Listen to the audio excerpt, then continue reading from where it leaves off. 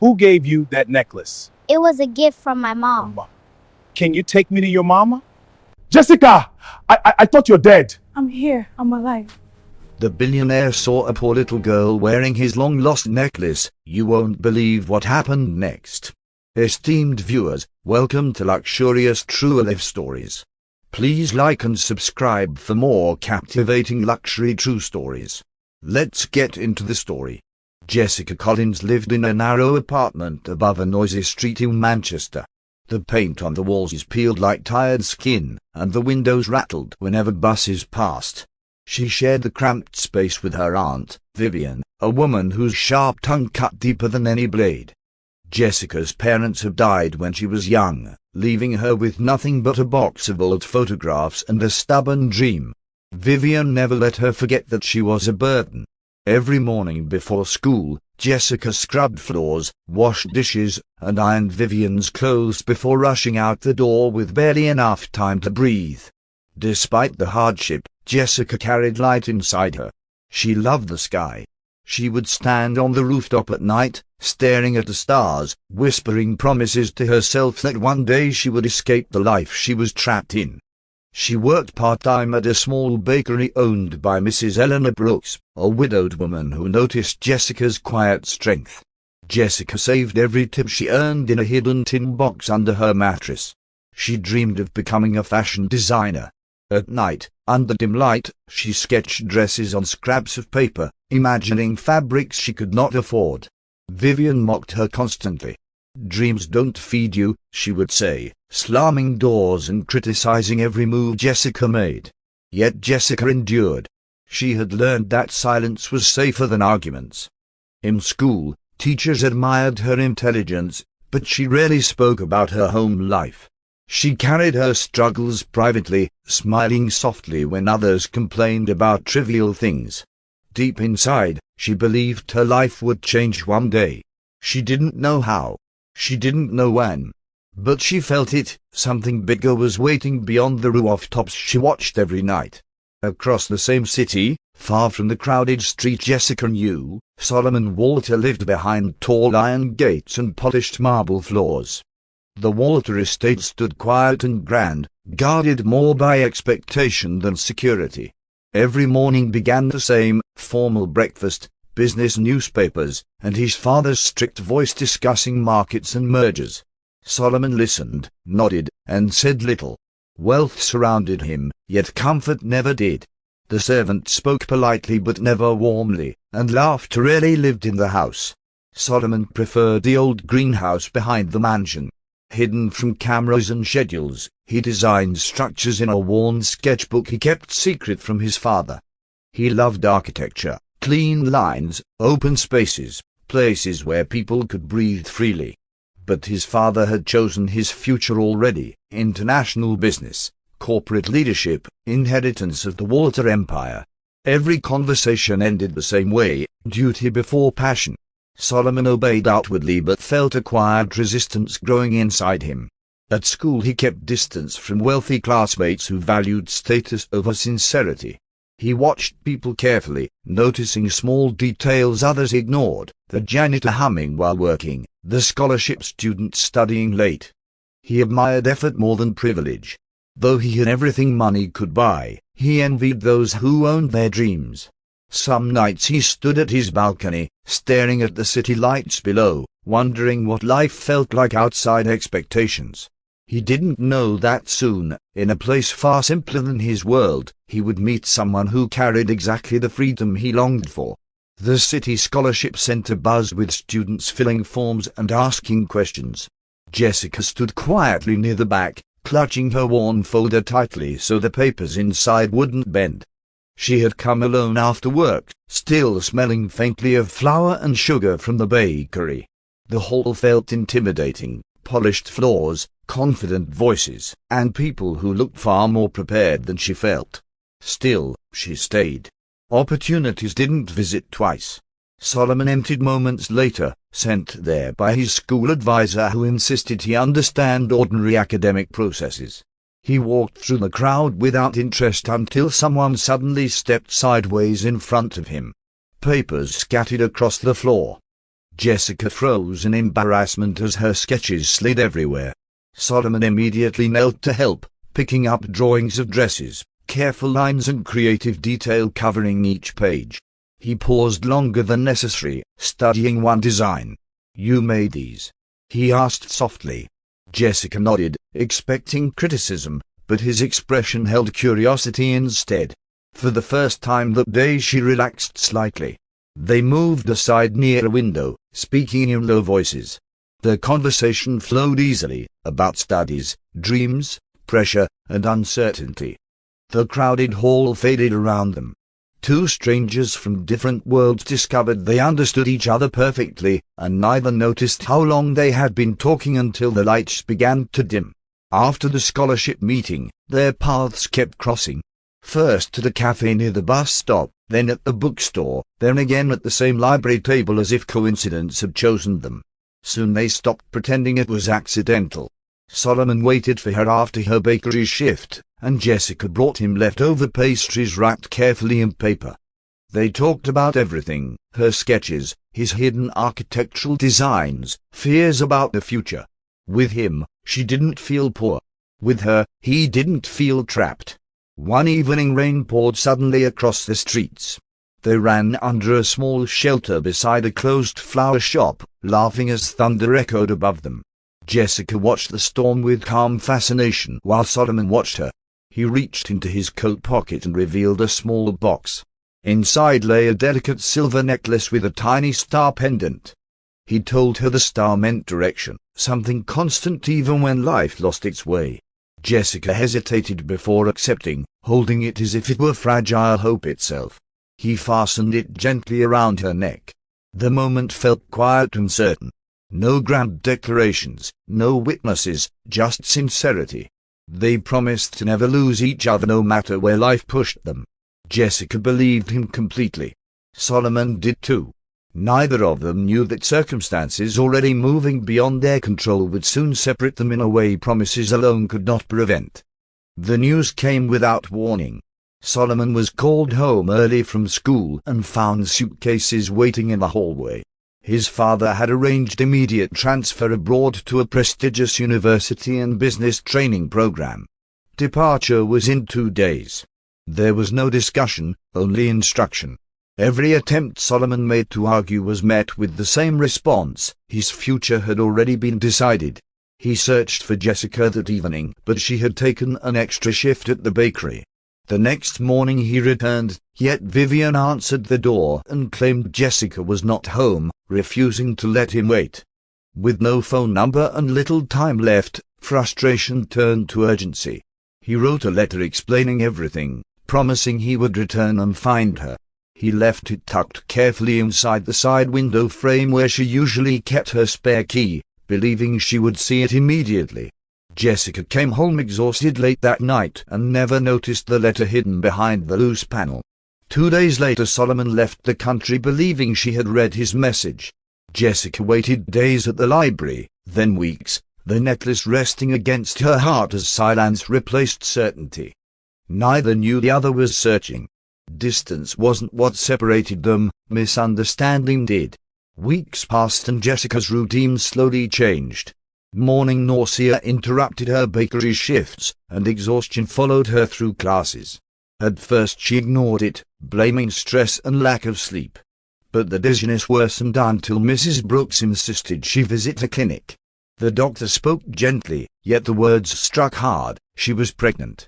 The room felt smaller, the future suddenly unclear. Her first thought wasn't fear, but Solomon. She tried returning to the library daily, hoping he would appear, hoping everything would make sense. Vivian noticed quickly. The woman's patience snapped into fury the moment she understood. Instead of concern, accusations filled the apartment. She demanded to know the father, mocked Jessica's silence, and declared she had ruined the household's reputation. Jessica tried to explain Solomon had left and she didn't know where, but Vivian refused to believe her. That night, clothes were thrown into a small bag and placed outside the door. The lock turned behind her before she could say another word. Standing alone on the pavement with nowhere to go, Jessica held the star necklace tightly. Fear finally reached her, but so did resolve. She would protect the child growing inside her, even without help. The city felt colder than ever, yet she walked forward anyway, determined not to let bitterness replace the promise she still carried in her heart. For the first time in her life, Jessica had no roof.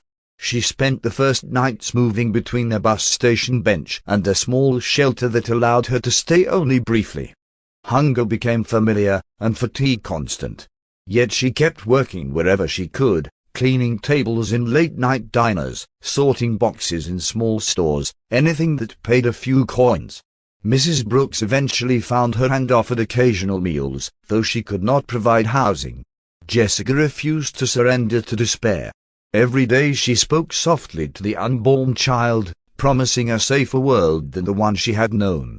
Months later, in a modest public clinic, she gave birth during a quiet winter morning. The labor was long but steady. When the nurse placed the baby in her arms, Jessica forgot exhaustion entirely. The child had calm eyes and a strong grip around her finger. She named her Clara, meaning bright and clear, because she wanted her daughter's life to shine differently from her own. The star necklace rested against Jessica's neck as she whispered that Clara would never feel unwanted. Motherhood reshaped her strength. She rented a tiny attic room above a tailor's shop in exchange for cleaning work and began sewing simple clothing repairs she had learned by observation. Nights were spent rocking Clara to sleep beside a small heater while sketch papers slowly returned to her table. Life remained difficult, but purpose replaced loneliness. She was no longer waiting for rescue. She was building survival. Years passed. In another country, Solomon completed his studies with relentless discipline.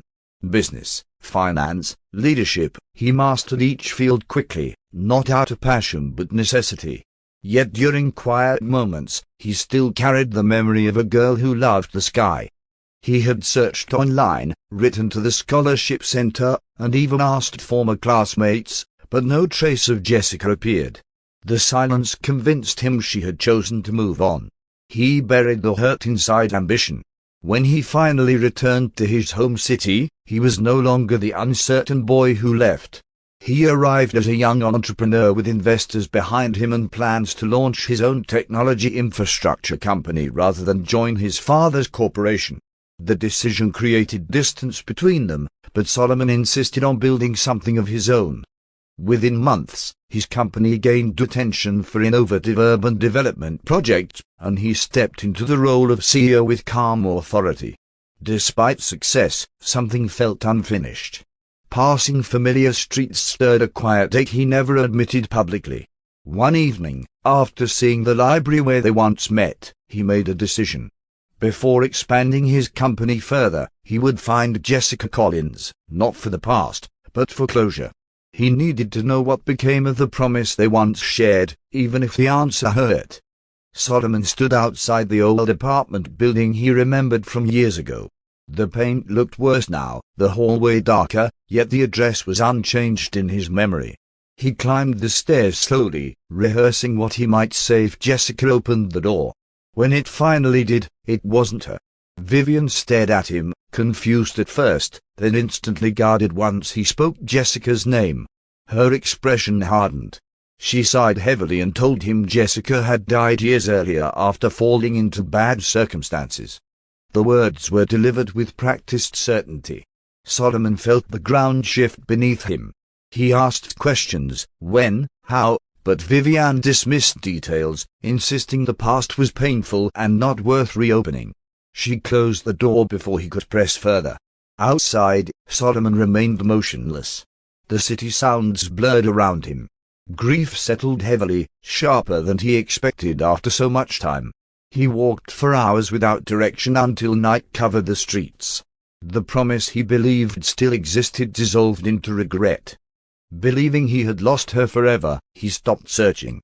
Instead, he turned his energy toward building projects meant to help struggling communities, hoping helping others might quiet the emptiness he now carried.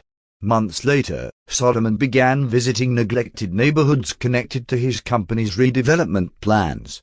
Unlike formal corporate events, he came without cameras or press. He wanted to understand the lives behind statistics. Walking through narrow streets and crowded housing blocks, he listened to residents speak about rent, safety, and opportunity. The visits grounded him in a way boardrooms never did. Though he rarely showed emotion, the work became personal, perhaps an attempt to give others stability he once failed to protect. In one particular district filled with aging buildings and street vendors, children played freely between market stalls. Volunteers distributed food packages, while Solomon quietly assisted, lifting boxes and speaking gently with families. The environment felt far removed from his polished office, yet strangely calming. For the first time since hearing of Jessica's supposed death, he felt a faint sense of purpose replacing regret. As he prepared to leave, a small figure ran past him laughing, chasing a paper windmill. Something familiar flashed briefly at her neck, a glint of silver catching sunlight. Solomon turned instinctively, his attention fixed on the star-shaped pendant bouncing as the child moved. His breath stalled. The design was unmistakable, one he had personally commissioned years ago and never duplicated. He stepped forward slowly, unable to look away, certain his past had just stepped into his present. Solomon approached carefully, his voice steady though his heartbeat was not. "Excuse me," he said gently. The little girl stopped and looked up at him without fear, her eyes bright with curiosity. The silver star rested clearly against her small coat. Up close, the engraving along the edge confirmed it, the same tiny mark he had asked the jeweler to carve years ago. No coincidence could explain it. For a moment he couldn't speak, the past pressing heavily into the present. He crouched to her height and asked where she got the necklace. The girl held it proudly and answered simply, "My mom gave it to me." Her tone carried certainty, not hesitation. Solomon asked her name. "Clara," she replied, still holding the paper windmill. Each answer deepened his shock. If the necklace had come from her mother, then Vivian's story could not be true. Hope rose cautiously inside him, mixed with disbelief. He asked if she could take him to her mother. Clara studied him briefly, then nodded with childlike trust.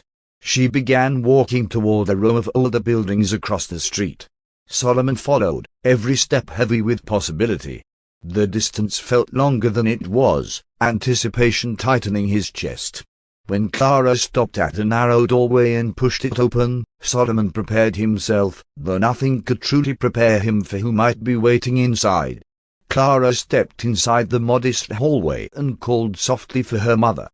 The room beyond was small but tidy, filled with folded fabrics and neatly stacked sewing materials.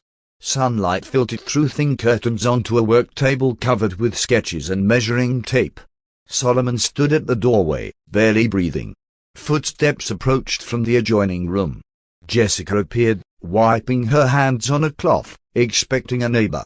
The moment her eyes met Solomon's, the cloth slipped from her fingers. Silence filled the room instantly. Years of absence collapsed into one fragile second. Neither moved at first. Shock held them in place, she, unable to process his presence. He, unable to reconcile the living woman before him with the death he had mourned. He spoke first, voice low and strained. He told her Vivian had said she was gone. Jessica stared in disbelief, realizing at once why he never returned.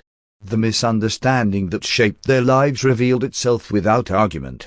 Clara looked between them, sensing weight she couldn't understand.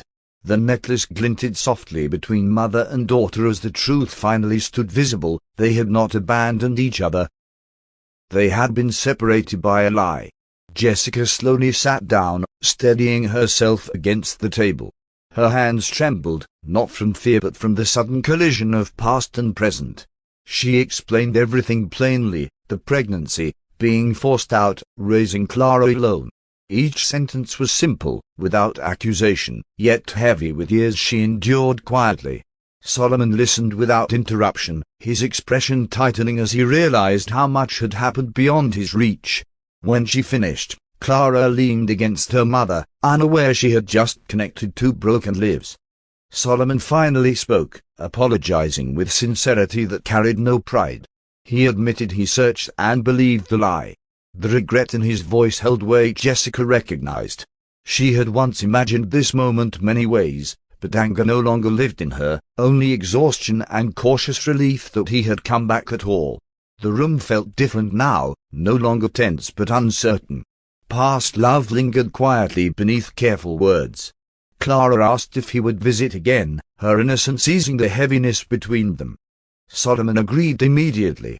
As he left, he understood nothing could erase their years lost, yet something fragile had reopened, not the past, but the chance for a future neither had expected to find again. Solomon returned the next day, and the day after that. At first his visits were short, bringing groceries, fixing a loose shelf, replacing the broken heater in the room Clara slept in. He never acted like a savior, only someone trying to make things easier. Jessica watched cautiously. She appreciated the help, but guarded her emotions. Years of survival had taught her stability could disappear quickly. Clara adapted fastest. She waited by the door each evening, asking questions about everything, buildings, machines, and the tall office her father worked in.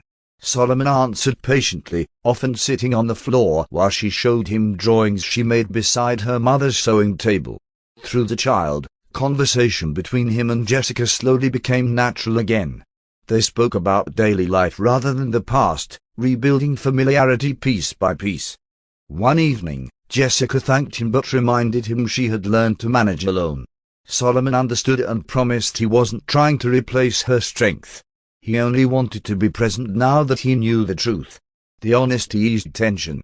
Trust didn't return suddenly, but it began forming quietly, not from promises, but from consistent presence. Solomon knew one conversation remained unavoidable. He returned to Vivian's apartment, this time not as a hopeful visitor, but as a man seeking clarity. When she opened the door, her confidence faded quickly at his expression.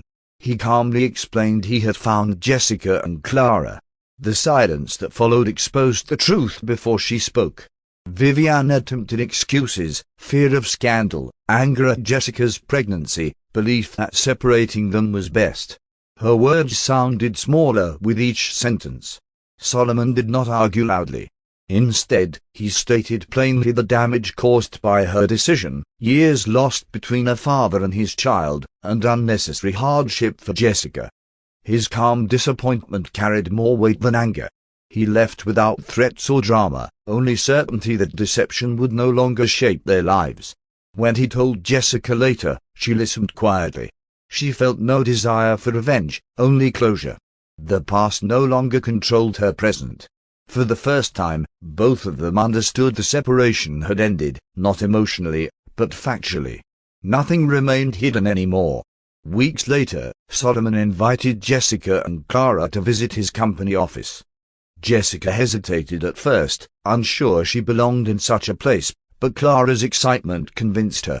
The building rose high above the city, glass walls reflecting sunlight.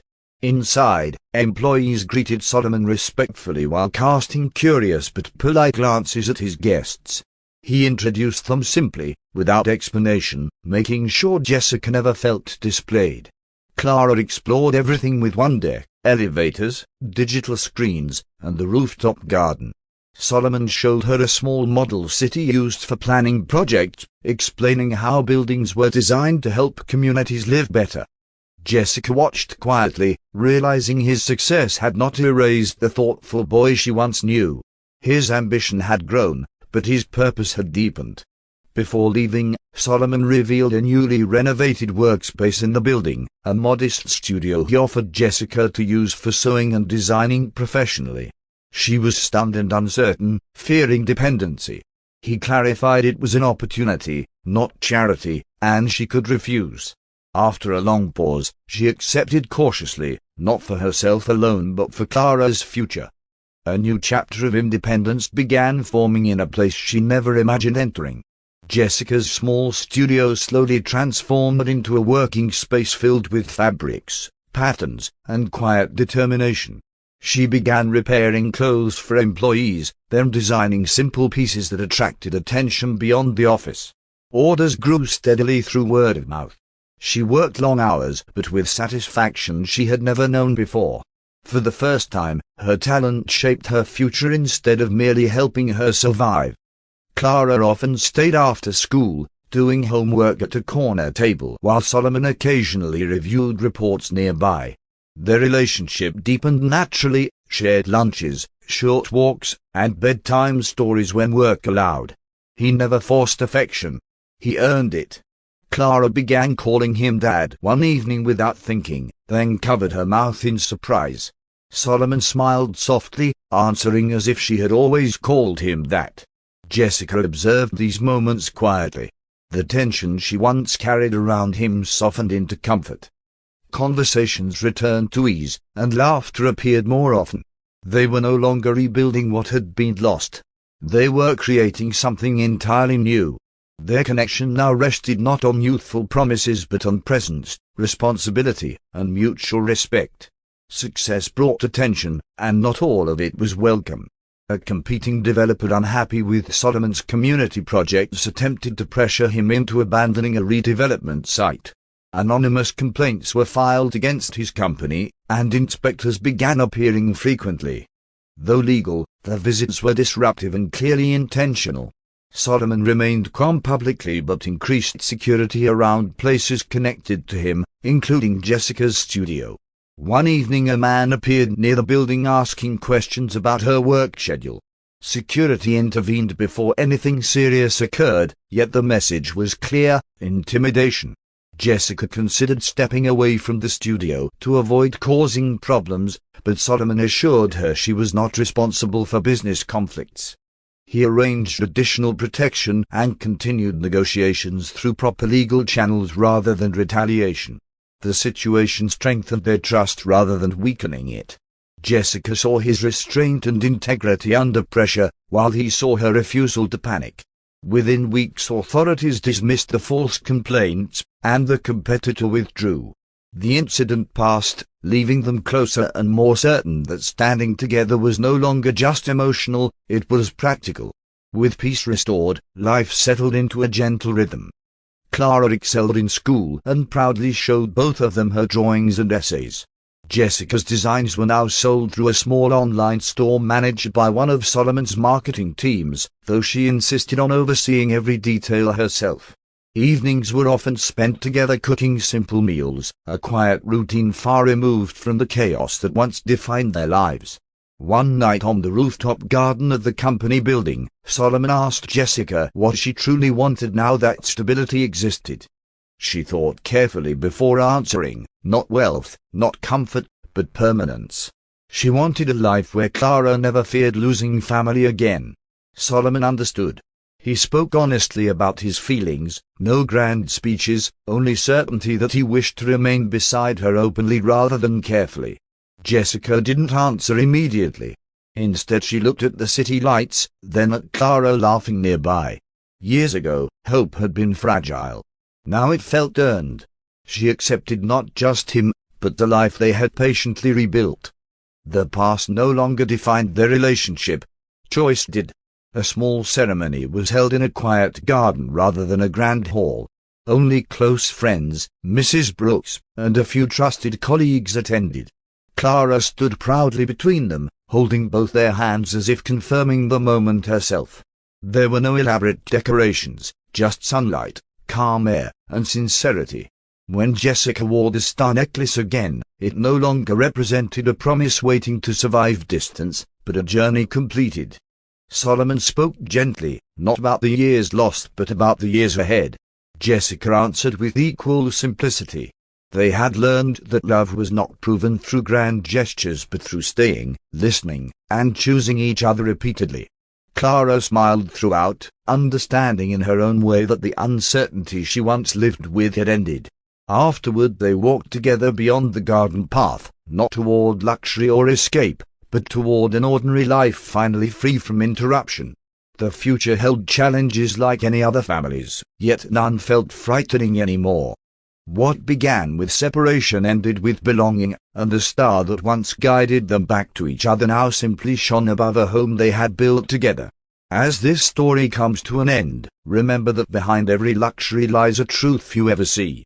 If this story moved you, support the channel by liking, sharing, and subscribing. Until the next unforgettable true story, stay inspired and stay curious.